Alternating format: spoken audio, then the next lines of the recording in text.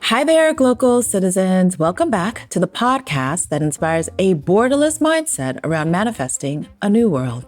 I am your host, Florence Sadu, with part 2 of my conversation with Dr. Osei Alleyne. He is a joint PhD in anthropology and Africana studies from the University of Pennsylvania and former inaugural postdoctoral fellow at the Center for Experimental Ethnography at Penn. As assistant professor of media studies and production at the Klein School at Temple University, Osei also writes about African diasporic art and philosophy movements such as Afrofuturism, Afropolitanism, and Afropessimism.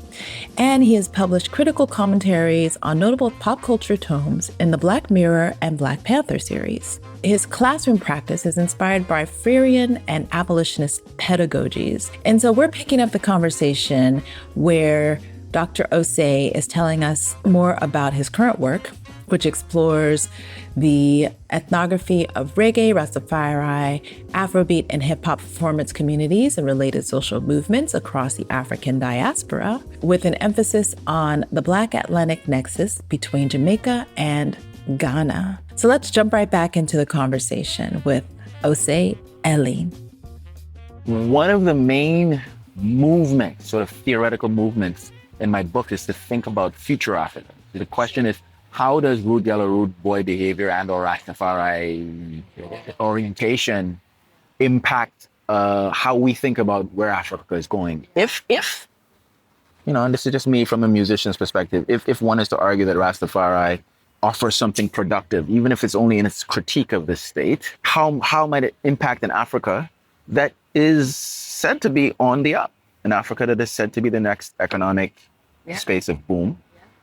Though I argue problematically so, because there's always neo-colonial forces right there. But because Africa is poised to be, unlike India and China that have already plateaued, right? So China has their tentacles everywhere, but they've plateaued in terms of their sort of per capita growth. Like capacity, right? To some extent, yeah. To some degree, they've plateaued. That happens with capitalism all the time. You have returning rates of profit after a while. India, too, has done its developmental leap belatedly after Europe and so on.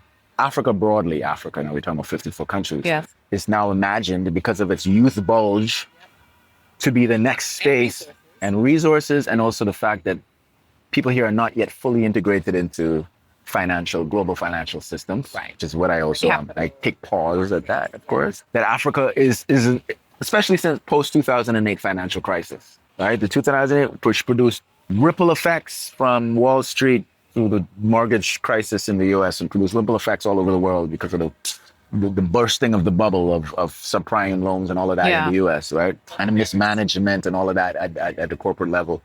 In all of that capital, no one ever really lost that money. It's just the people who are at the bottom who were given these houses at the subprime. These are the folks but the billionaires on Wall Street. Now they're looking, what do you do with profit? Capitalism. Mm-hmm. Surplus is the fundamental driving force of capitalism. Right? It's got to be the profit that you made from the last gig doesn't get invested in the people or the community. It must be invested, if anything, in markets, because profit itself must be put to work.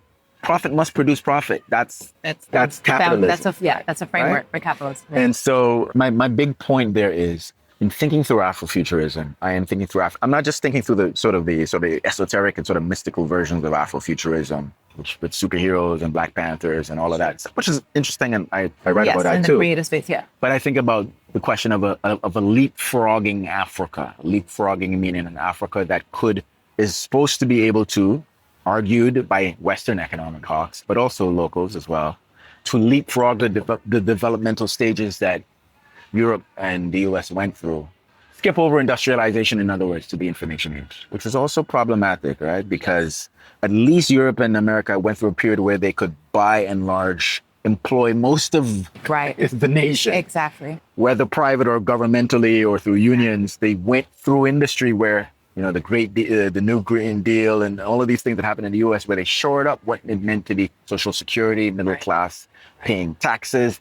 You have the state also grows in wealth because its populations are contributing taxes. Yeah. And the state now has capital with which it could do public works. Right. Progressivism, essentially. Yep. born in the late 19th century, that Africa should be able to do that. And when you do have modernization without industrialization, industrialization is problematic also because of the waste that it produces and the pollution it produces. But at least there was a 60, 70-year period, maybe even 100-year period, if you argue, in the West, where people who otherwise couldn't be employed by governments or could find work in factories. Yeah. That's how you get unions, the labor unions. You get the stability of middle class life. That's what created the scaffolding, which continental Africa really has. So even this idea of leapfrogging the industrial age straight into the information age, which has its own exploitation, as the way to the future, right? The idea that Africa can do what India and China did quicker, because we're all online now and everything happens online, is also problematic. But I don't see Afrofuturism as just being about entirely mythical landscapes. Okay. Future, which I do like too, and I do get into the semiotics of that. Like I'm all about that. Right. But I also think that just thinking of contemporary future Africas could be very interesting. So if you're asking me how does Afrofuturism apply to what I'm writing? I mean, today in my talk I talked about the Wakanda City of Return that was supposed to be built here in Wakanda City. I love Black Panthers. Build a Wakanda City of Return. Ooh, for the African diaspora. It's gonna be an amusement park. Yeah, everything. Like everything goes home. They go to the castle and they'll come over to the gated community and they'll kick it with us. Right? Yeah. To be facetious. And so that version of the Wakanda City of Return version of Afrofuturism, because I argue for critical Afrofuturism, right? Not just Afrofuturism, not a Disney Afrofuturism. Right. Because Afrofuturism, in my view, has been co-opted by Disney. Sure. No, Black Panther was actually authored by two Jewish Americans, which is, it's fine, no problem with that. Marvel. Yeah, it's Marvel. But the ways in which Disney has been able to invest blockbuster money in it. Sure. And I love Coogler. And I love my actor, what's his name? This is Michael B. Jordan. So I'm all about these guys. I think they have stormed the Bastille on behalf of Black communities. They've been able to, I know it's robbed from the rich, but they're still entangled in it. They're still entangled in a kind of economy that can produce these kinds of phantasmagoric ideas about African possibility, when in fact on the ground, on the continent, there's actually real critical work to be done. Yeah. Right? Not just coming up with a Wakanda City. That's like, how bald-faced is that? Right. How thin is that? How thin an appropriation is that for the purposes of business? Wakanda City, give me a break with that. Yeah. There's another white elephant out here. So two things. I am with you on this. Well, I question the leapfrog because I don't believe that it is necessary. I believe that part of the stabilization, unless we have a spiritual leap as well, right? So beyond just we cannot have we can't skip the industrial phase unless we have a spiritual leap, which means that it's a whole paradigm shift in the way that we think about navigating the earth, right? So the thing about where Africa still continues to be handicapped is that we don't have enough of a grasp of how to navigate the lands that we live in for that optimization. So part of industrialization meant roads. Yeah. Nice. And it means how do we optimize our food systems, right? So we absolutely maybe need to call it a different name, but we need that phase and space to be able to associate ourselves with the land that we live in, because we've been disenfranchised from all of the land that we've lived in for so long. Right. So that's my theoretical thinking on that. And there's got to be something there, if not industrialization, which I get, because I'm not arguing for industrialization. Yeah, it's just growth. But it's like spiritual part that you're talking about. Okay, right, right. So we're talking about words now. I want to ask you about glocal speak. So global space? Glocal speak. Yeah, glocal. So this is a word, a phrase, or saying. It's a meaningful part of your local experience and why or how you've come to value it as glocal speak. And that's very ethnographic for me. And that's about paying attention to various tiers of economies. I think that I feel it upon landing immediately. I think that, again, seeing in the various tiers of existence, your economic existence, says a lot about the privilege that I experience as a global citizen. I've been able to access global power in a sense. I have a passport, right? I've got a Canadian passport, not an American passport, but a Canadian passport, powerful passport. It's a G7 passport. Right? It's a top passport. I mean, if I'm moving around Canada, they say, oh, don't worry about Canada, you're good. You're all right. You're right. I'm not walking around with an Afghan passport or even a Ghanaian passport. Right. Let's say even a Ghanaian passport, yeah. So I have global access in a way. I have global privilege to some degree in terms of announcing who I am in a space and appearing differently. And yet on the local level for me, I think that that's a space that I find I'm always still doing a lot of work in terms of re-understanding how to fit myself in or not fit myself in to this particular space, because my general orientation is toward those with lesser. My general orientation is toward articulating for those that are less powerful than more powerful. And then I land here and I'm privileged. I'm privileged so much that my experience at OSU has been very interesting this time. Okay. I stayed on the campus all the other times I was here, and it was a different world. It was a microcosm. It was a lot softer in that space. People were a lot more easygoing because everyone who lived on the campus, whether they're students or not, had found their space, had been able to work their way into however wealthy or not wealthy they were, there was a place for them. Right. And then being in OSU, I think this time around, where there are folks who are indigenous Ga folks who are indigenous to the land. Yeah. And they've got Chinese skyscrapers pushing right above their heads, and they're still in the little stall there. Yeah. And it's not that they aren't as kind as any other Ghanaians are or the folks on the campus were, but the living is tougher and it's harder, and it's, they see you coming in, you're a tourist. And the amount of cat calls that I got this time around. Meaning like? Yeah. So that's a form of local speak, I guess. Right. Okay, yeah. Which is get your attention, but which in other contexts seems like if somebody is like, what women experience a lot elsewhere. Yeah. I mean, that was different for me. Even now, every time that happens, it's like, I bristle at it quietly. Yeah. To myself, I recognize in it that people are struggling and hustling, and you're the privileged Westerner, they're trying to do business of whatever kind they can drum up, and that's a imperative, right? That's urgent. And my Western sensibilities to be about that is pales in comparison to what they're dealing with. At the same time, it's still, for me who wants to feel that because of my own sort of political orientation and my own sort of active intellectual orientation that I am, it's jarring still. It's jarring in ways. So when I'm a global and local, my local experience here is one in OSU at least, that has reminded me, particularly in that part of OSU where I'm at, which is really the tourist area. Like Cuckoo Hill. Yeah, Cuckoo Hill, exactly where I am. Yeah. Has been challenging in interesting ways, man. You know what I mean? Like, the street kids would come up to you and I say, oh, da da da da. And I have money in my pocket to give them. I have coins. I come on my house with coins because I want to be able to do that. Not out of some kind of bullshit philanthropy, but kids are actually coming and asking me. But they're also making a spectacle out of it.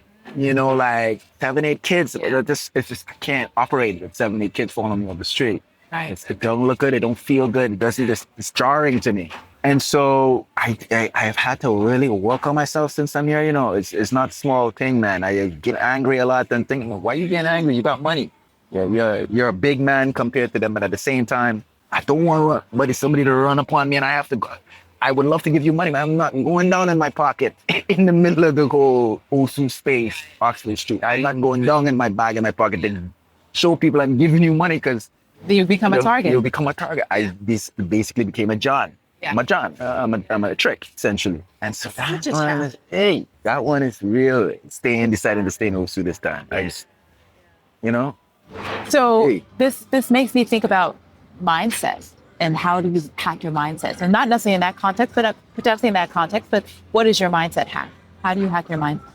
I have to get over myself.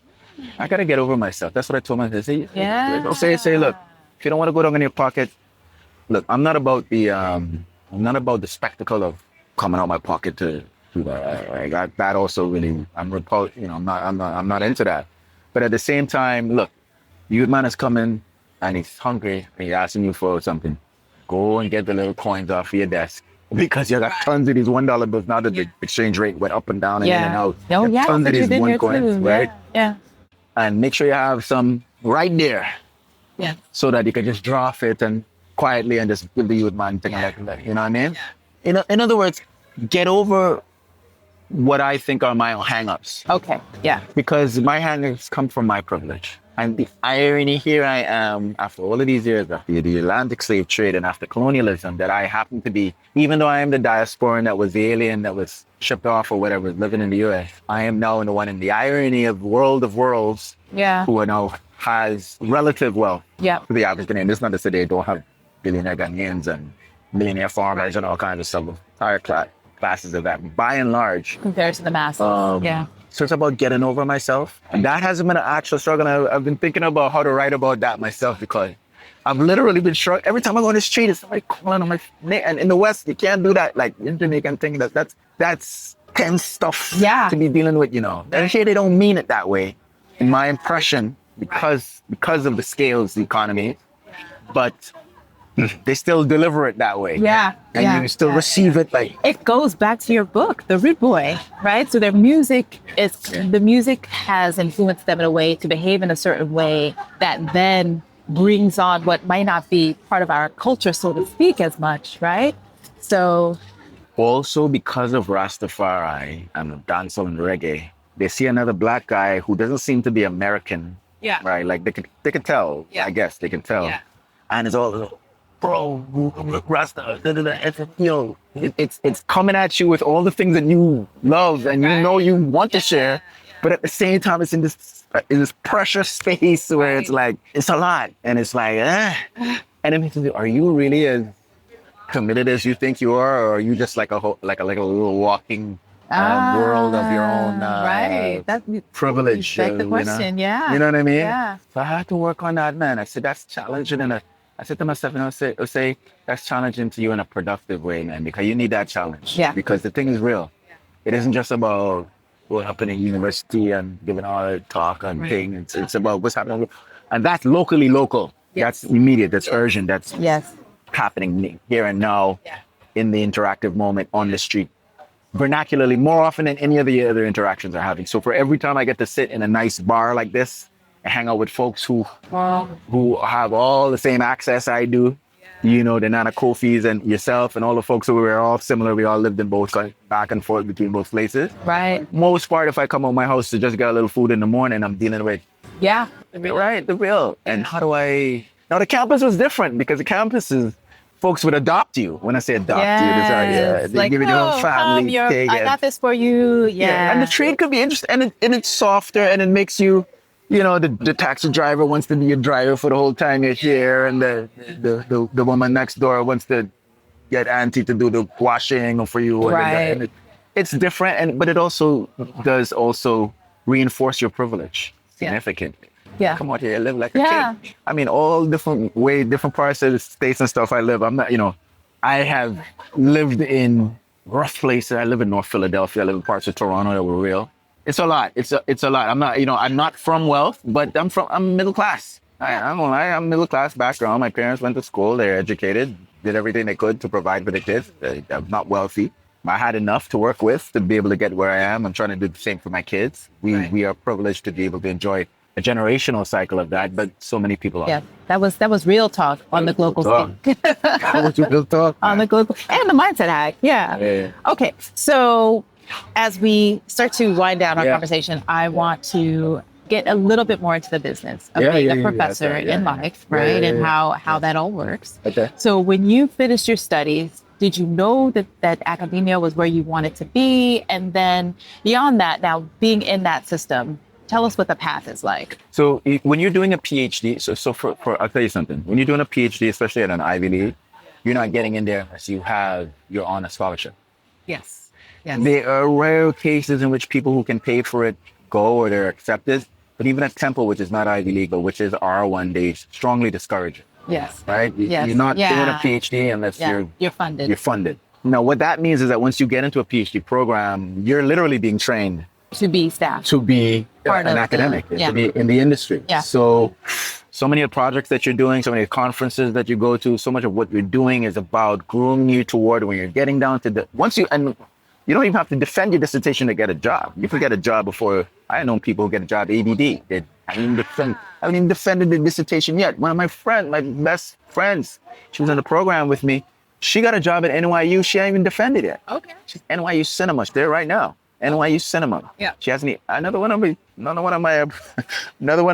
my juniors in the program at Harvard now. Yeah. Harvard. Okay. God. So all of this to say that it's not about, when you ask a question about knowing whether you're going to be in academia or not, if you're going to do a PhD, Yeah. there's nothing that you couldn't, let me see, I'd argue, there's nothing that you couldn't do with a master's degree that you couldn't do with a PhD. You're a graduate. You have a graduate degree. You can publish. You can put out books on the basis of having a master's degree. Yep. But once you go into that extended thing that is a PhD and you go into any program that's funding you, which is the majority of them, they're training. I mean, I'm a professor training PhD students now. I mean, my whole department is geared toward Going into classes. training. In Temple, we asked the students to do so much more teaching than I even did at Penn. Oh, wow. Okay. Because that's the drive now. Like, we got even the department status as a department is based on how well we can get students jobs.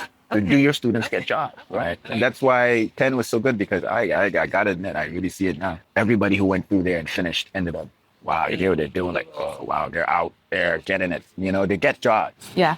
So there is no such thing, in my experience, my lowly experience, doing a PhD where you're not already thinking about a job. Got it. So then the big piece about the job is tenure track, right? So once you get the job, the first big piece is getting the job and the right job and a good job, because that's not simple. Right. And there's horror stories there, lots of horror stories. Got it. Just like horror stories of people going into PhD programs with the wrong advisor, that's a horror story. I didn't have that experience. I had some up and down there, some ups and downs. It was all good in the end, and it was a growing experience. Yeah. In a good way, in a totally good way. But I hear horror stories that are not good. People dropping out of programs. I had a cohort member who was summarily dismissed. Wow. From my cohort, from Temple, from Penn, because he and his professor couldn't get along. And I don't know what she cooked up, but she literally made it such that he couldn't go there anymore. He eventually went to UCLA and found his way back on track. Got it. And so there are horror stories there. So it isn't just about tenure. So there's some politicking, right? Like it's a bureaucracy. So it's its own bureaucracy, similar to so many. And there's a job market. Yeah. The job market, and going out there and pitching to get a job somewhere, that's very competitive. I got hired at Temple because they wanted to poach me. I was supposed to be first hired on some kind of diversity thing, which I would have done it, but I wasn't big on. So yeah, there's that intermediate of getting the job. And then some people go to one job and go to a place and not like the department. That happens a lot. That's the next horror story. Wow. And I don't want to sensationalize it like that, but it is significant. People do go to places and just decide, I'm going to go again. That means you go into, if you get a jobby job, and you're not an adjunct. Right. I think that's the difference between when you said an adjunct, you're on the tenure track. You're basically doing another PhD. Yeah. I am basically doing another PhD in the sense that I have to knock down these milestones, different. And that is subject to committees internally that are definitely subject to politics. Wow. Lots of hiring. There's a lot of shit, especially with this new Musk and Doge and all of that canceling of, how much people lost money? How many departments? Yeah. A lot. So I mean, so that's another question is, when you think about the future of academia based on, especially in the US, based on what is now going on, what do you see for yourself, what's new and next, and what do you see for the sector as new and next? There was a time that, I was really super duper into the, that's part of my upbringing and the competitiveness of my upbringing, my mother in particular, which is about, always being on top, very, just like any answer. The lawyer, doctor, engineer, all that, like, it's no different. We're all British colonial subjects in that respect. Black people trying to get, uplift ourselves on the basis of working with the system as we've encountered it, right? Yeah. Go be a lawyer, doctor, or so on. I'm not at the biggest school, not at like I'm not at super prestigious. I'm at an R1 institute, so it's got fun. It's a big school. So when you say R1, what is that? Research 1. So like, like D1, D2, D3, you're a sprinter. You know what D1, D2 is exactly like that. R1, R2, R3. The size of your school and what tier you're in, right? So it is an R1 school. So it's a good school. It's funded. It's got resources. It's a big school. It's 40,000 students. It's a big school. But I am more comfortable with that than trying to get the biggest job out there. Right? Okay. There is such a thing as, this round of XYZ in Harvard or whatever has opened up a line and everybody's applying. And the competition is for who's going to get who's going to get that job. Right? Okay. The job. Harvard is putting out. Columbia is looking for an advantage. So there's small little races. Oh my God. They're smaller than racists. That's what it's all about. Yeah. You know, and sometimes you go up against people in your own cohort, the people you've met at conferences, this job is open. It's like, whoa, XYZ is open. So there's a lot there. But I actually am of the opinion now that once you get into a place that appreciates you and you appreciate, that's all you need. You don't need it. It more is about what are you gonna go do out in the world with it now. And Ghana emerges for me as such a wonderful space for that because I have no kind of qualms about the space in terms of like the space is so rich for that. In terms of filling up my cup, in terms of me feeling that I'm doing real work in the world and what I want to be doing. I guess because Ghana has always loomed large in my life because it's everything I've said before, that I'm not like in this thing like, well, I'm gonna go and kind of like try to do this because I know that this is what's being done right now. This is the kind of research being done, or I'm going here because that looks hot and sexy for some reason, and I want to be involved in that kind of thing just for its own sake because it's cool. Rather, Ghana presents itself as a space that makes sense to me for all the right reasons. Africa, continent broadly, West Africa more so in particular, but the continent broadly trying to contribute to this moment of expansion and explosion or uplift or whatever on the continent. Africa Rising conversation. It's actually called Leapfrogging Africa, the Africa Rising conversation. And I'm able to do that through Ghana, at least through Ghana. And so I'm more of the opinion now, and I've even thought about, it's funny, I met a professor today who actually set up today's thing, and she's also American from the West Coast and went to Howard, so dyed in the wool, and out here for 15 years at University of Ghana. And I often thought about, would it be cool to end up at University of Ghana? I would see that as an Ivy League, in the sense of, because you're actually doing the work and you're going back to the continent and would be willing to take a position on the continent. That's very political amongst anthropologists. That would be looked at, Black anthropologists. Right. They would look at that as very, you about what you say you about. You're actually going to go back to the continent. None of that has actually emerged for me. I'm still early. I haven't put out a book. I'm not really on the radar yet because I haven't put out a book yet. But that's not something that I'm close to the idea of at all. You ask me what the future holds, and it is these constant questions about whether you're going to do things because they are sort of heavy-hitting professional things to do, or you're actually engaged in what you consider the work, whatever that means to you. What is the work? It's that craft. Goes back to the craft question. The work, and when it's funny, when I finished up at Penn, my first job was not a big job. My job was so small that the school doesn't even exist anymore. Oh, okay. Tell me about it. Okay. The University of the Arts. I taught there for 3 years. As an entire school was smaller than just the Klein department at Temple. Oh, wow. Okay. Just a Klein department. So 1,500 students, the entire school. But when I was there, and when that was the only job I got at first, I was like, what the fuck is this game? Not only am I from Penn, I did a postdoc at Penn, which means Penn hired me after. And now I'm here. But then when I started teaching these kids, I realized why I was sent here. Because the school is entirely artists. All musicians, all dancers, all filmmakers, all just kids that want to do that, just like I was then. But I didn't go to Fame. You remember Fame? School. Kids were dancing up the hallway in the school. Wow. Kids were dancing up and down the hallway in school, literally like that. Huh? And I learned so much there because I learned to try to teach kids, because I was not an art teacher there. I was a professor teaching what they call critical studies, but essentially trying to teach anthropology through the frameworks of what they already had. And I got a chance to try to convince students that were artists that ethnography, immersion, right? And writing about yourself as a practice, as a methodology, was as artistic as anything else you could do. Oh man, and listen, because I used to catch ass when I was at Penn, because when I used to write stuff at Penn, I'm coming from myself as a hip hop artist and sort of like living that. You got to run, you're meeting folks soon, right? So my advisor used to give me hell at Penn because and even though she's a dancer by trade, she used to say, these people around here ain't going to think, you're going to think I'm not raising up serious kids around here because you keep coming around this hip hop thing. And she was totally on my side. She's the one who hired me for the post. Totally on my side, but a battle axe, man. She raked me through the coals. Yeah. In front of people. Oh, wow. Badly. That's old school. Badly. That's old school. Yeah. Just totally rip me up in front of my committees in order to say, look, you know what, you can be an artist, but I want you here to make sure you show these people that you're as much of a, because anthropology is a broad field. There's physical anthropology, there's linguistic anthropology, there's cultural anthropology, there's archaeology, archaeology, and all, that's the 4 fields of anthropology, all in an ancient anthropology department. So after Columbia and sort of Harvard, not even Harvard so much, Columbia and University of Chicago, Penn is right up there. I mean, we have Egyptian busts in the museum. My school is a museum. Oh, wow. I used to have an office above a museum as a postdoc. Wow. So it's really an old school. Keep talking about the Egyptology stuff. It's from the back then. They got money from back then. Right. You know, they got stuff that people are trying to get repatriated back to Egypt. Right. And back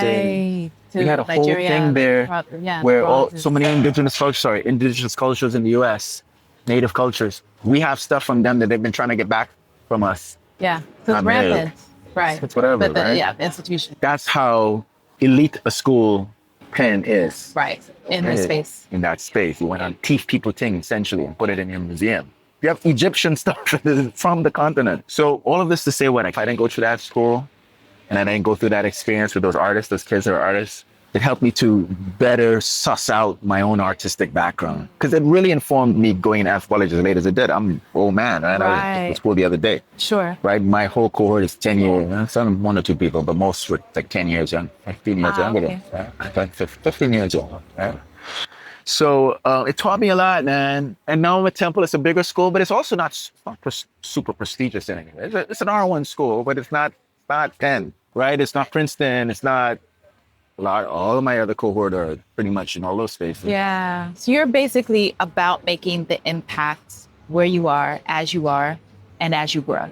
I think so. I mean, I was surprised I even got into school. But I mean, even doing my damn master's degree, I was a hip hop artist. Right. Yeah. It took me 12 That's what's years. so fascinating. That's why I was like, I have to talk to him about how this became his story. It took me 12 years to finish my undergrad. Oh, wow. Between touring and making music and Dropping out all of of that. school. And I'm like, okay, I think I got a tour. I don't know if I can stay around in this class. I got to go get it. I'm sorry. Yeah. And it took me 12 years. 12 years to finish that. I never would imagine I was being in academia. Wow.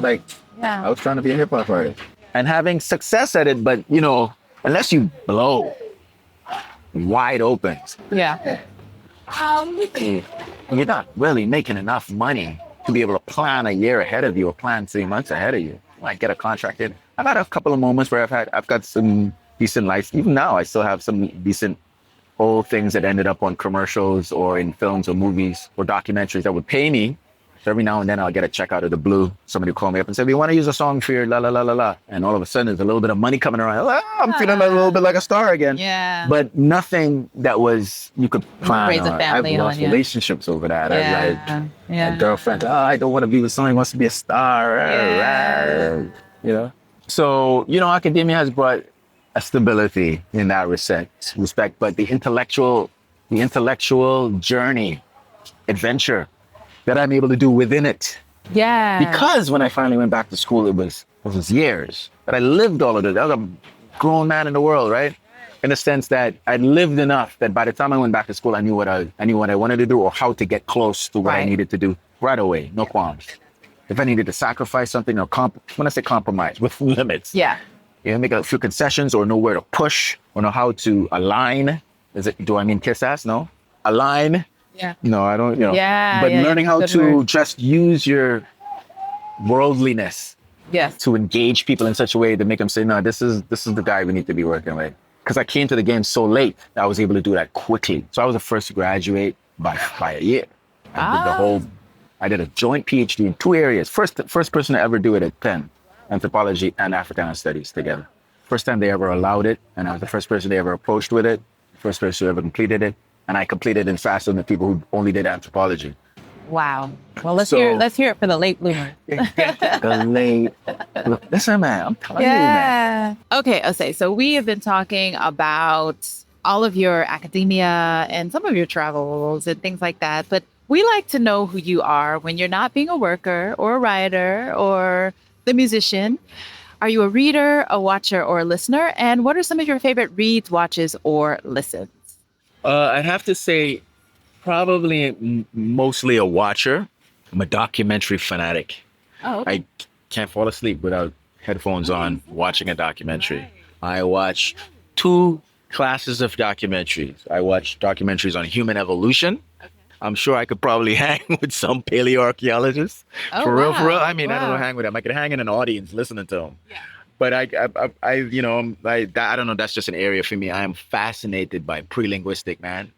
Me too, actually. Fascinated. Yeah, I want to ask that question all the time is what did we do when we didn't have words?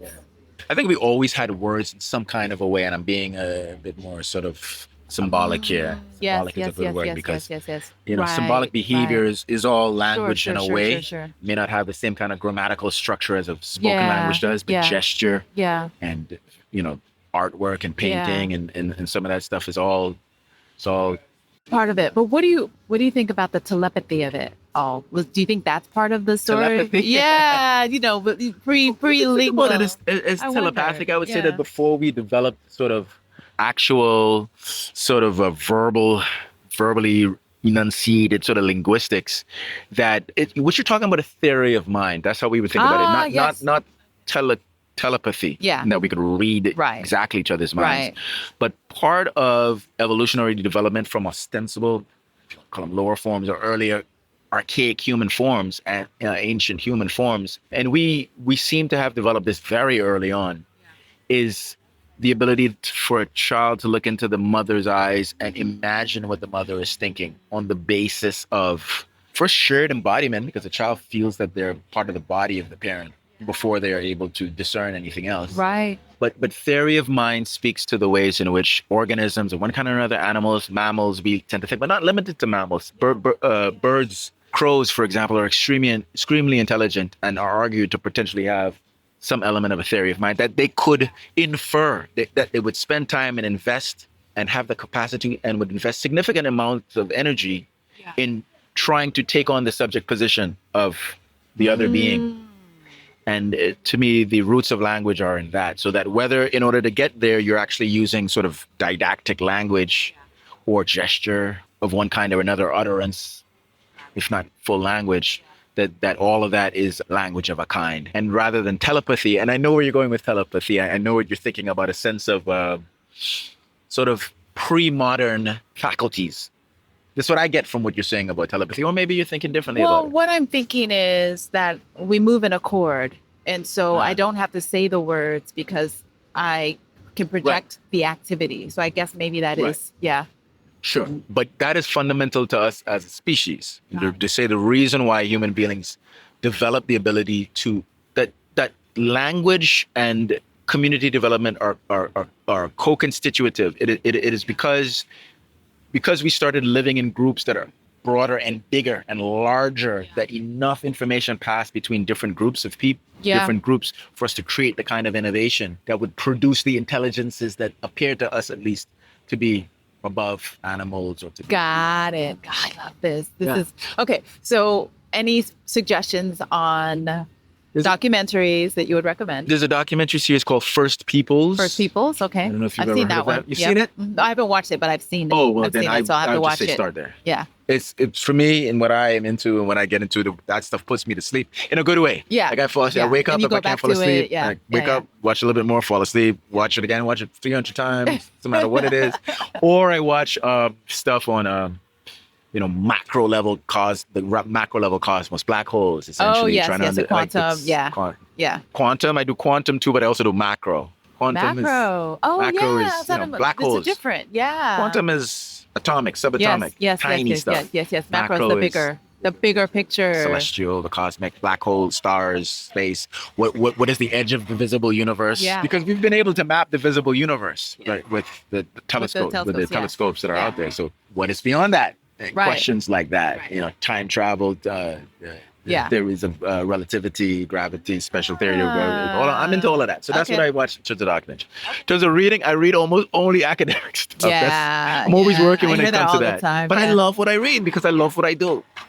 I can't read fiction. That's a problem, though. I can't follow stories that are because I'm so used to reading academically where you can read almost anywhere and just pick bits and pieces of stuff. And you can really sumptuously satisfy yourself with bits and pieces, you know, because that's how academic writing is. It's fractal patterning. It's the same arguments over and over, but coming from different angles. I'm so used to reading that and enjoy that so much that it's hard for me to read a narrative book again. I get bored quick, like, get me to the point. Got it. Which is a problem, but I love narrative. Which is interesting because you're a poet, and so that is its own narrative, right? So that's interesting. But then poems aren't necessarily chronologically narrative. Yes. They aren't necessarily. Yes. It's like a teleology in them, so they can jump around. They can kind of like allude to. Yeah. Right? You're painting broad pictures. Broad brushes, right? Yeah. So, and then wasn't it? What was it? Our listener. Am I a listener? Well, I'm a musician, so I listen to whatever is cracking.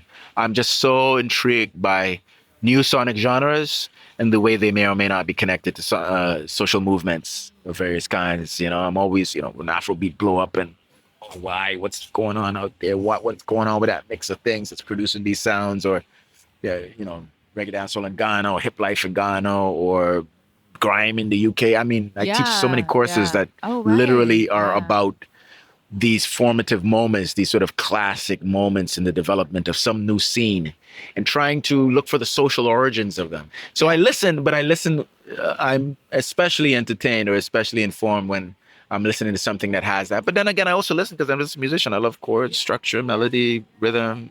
Well, so I listen to all kinds. I can listen to two sticks beating and interpret. I can listen to white noise. Your mind just works. Yeah, I love that. So what was it? There was a third one. Reader, watcher, listener. That's all. Or what you do otherwise in your leisure time. Well, I am kind of semi-retired soccer player. Okay. But there are a amount of injuries that I have from soccer in my life.